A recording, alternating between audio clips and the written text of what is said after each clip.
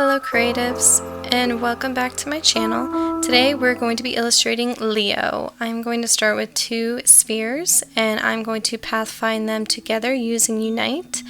And I'm going to create two more circles. These ones are going to be for the eyes. I colored them orange.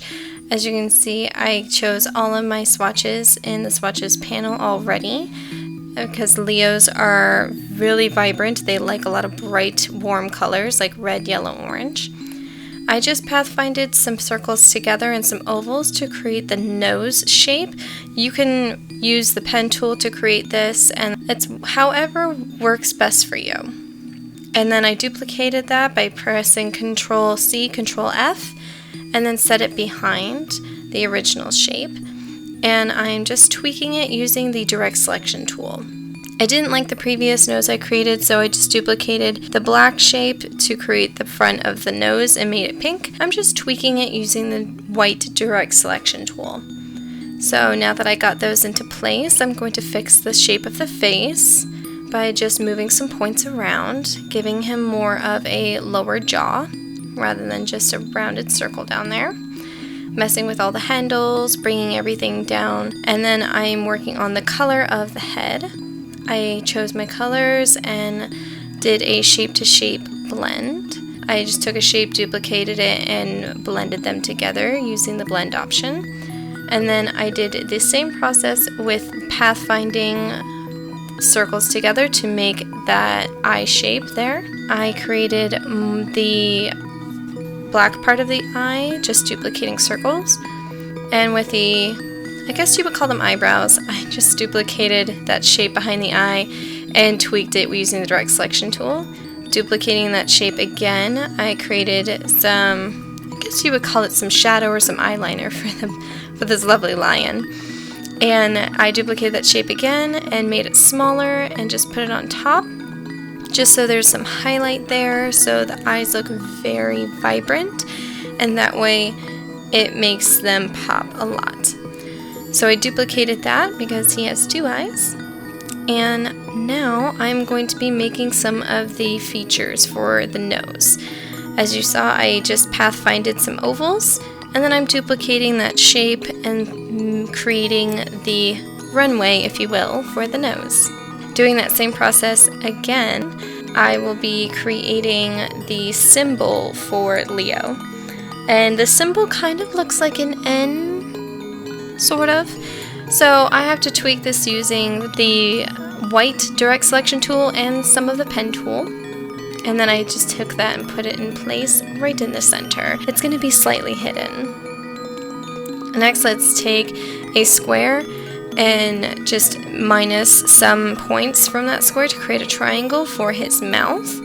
Do the same process again with the pathfinder and two ovals by uniting them, and then creating the little mouth shape on each side, and then duplicating that and putting it on either side of the mouth. And here's a fun little trick that I like to do. If you create a slim oval, press Ctrl Y so that it comes out to this outline mode. Select the rotate tool and then press copy for whatever degrees you want to create. Pop-up window, and then press Ctrl D afterwards. It creates this beautiful ring. And then for the highlight of the eye, I just duplicated that inner circle and then put this fill color white. And you can do all of this and keep it all in order using the layers panel there to the right. And I am just now putting up some highlight and some shadow on each eye. And then I decided to use a radial gradient within the eye to give it some more vibrancy, to give it some more dimension, because I chose my light source from the upper left. So this circle and this square shape I pathfinded together using Unite and the Pathfinder Properties panel, and that will create a nice shadow behind the eye. As you can see here, I duplicated it for both sides.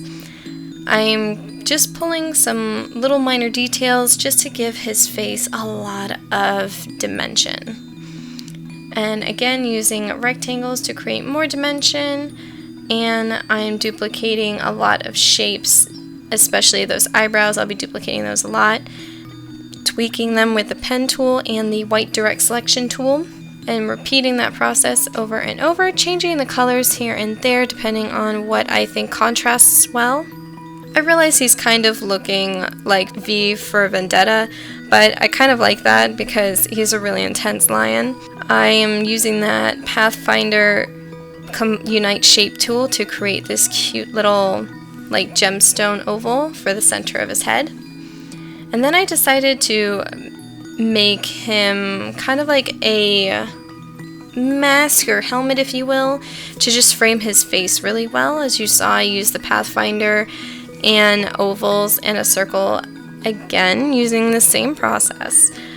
I use a lot of the same processes here to save on some time. I'm getting it all set in place with the right colors, using the white direct selection tool once again to make sure I have the correct shape that I want. I brought down the opacity quite a bit so that I can see what I'm doing, and then I decided to move back to the mouth because I like to make things all come up together so that it's cohesive. And I shape blended the mouth parts from that dark sienna color to the yellow. You just go to Object, Blend, and you can choose options from the pop-up window that happens, and you can play around with that. They're really quite fun to mess with. So I'm making a lot of tweaks here for the shadow around the face because I like him to be more angular so that he looks very intense. And then I am going to duplicate that shape that I have been messing with, and I'm going to be doing another shape-to-shape blend there. This shape here is going to be the highlight for his nose. Again, another shape-to-shape blend there. The way I'm making all this super fast is I'm using keyboard shortcuts. And if you have keyboard shortcuts, you can find them underneath your Edit and Preferences or Edit and Keyboard Shortcuts.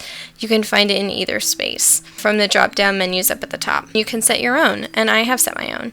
So I'm duplicating a lot of shapes here just to make him look more dimensional. And I created his little dots for his whiskers. And this shape that I'm just free-handed a rectangle to make it softer is going to be his ear. And I duplicated that triangle 3 times, and I shape-to-shape blended all 3 of those. I can do a more in-depth how-to shape-to-shape blend if you would like. I created those little black lines on his ears just to give him more of a dimension there to make it stand out. I decided to take that triangle idea and start to create his mane. I really like the mane that I'm creating here. I find it very contrasting to the face because I used really bright colors, the orange and the red. I'm taking that original triangle from his stage left side of his face, and I'm just duplicating over and over and tweaking it here and there. I realized I didn't do anything to the background, so I am just changing the colors of a rectangle tool that is in the size of the background. And I really like this kind of like 50s to 60s color blue that I found, so I'm going to stick with that for now. Let's go ahead and work on the constellation. Started with some spheres, made them a light yellow, then I used the pen tool to connect all the dots, and then I applied an inner and outer glow to the path that I created with the pen tool. And it really makes such a difference. It really makes it glow from within. So it really looks like a constellation. Back to the mane, I am just duplicating that same triangle over and over and over, and I'm tweaking it as I go. I realized that everything was looking pretty much the same for his mane, so I decided to change up the colors on that into a darker red and a darker orange. For the background, I tweaked it a little bit because I ended up finding this really pretty pistachio color using the color guide, and I really like the pistachio color better. I think it contrasts a little bit more. I know it's very 50s and 60s, but I love it anyway. So, moving on with the mane, we're going to continue just to duplicate and tweak the shapes.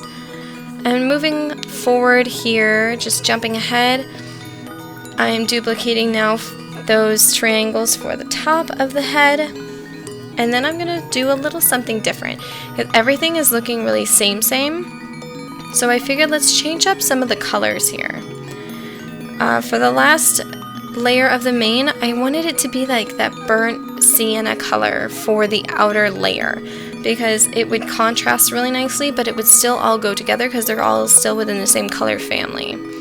So I'm duplicating the layer above of each triangle, and then I am making sure that I change up the colors on the outer triangle of each one.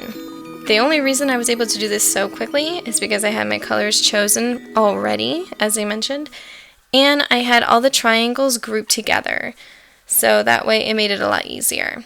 I wanted to add more dimension to the background by giving it a freeform gradient application. So I did that and put a little yellow behind him so it makes him stand out more. I hope you guys enjoyed watching this. I enjoyed illustrating it. Go ahead and like and subscribe if you want to see more, and I will see you soon, creatives.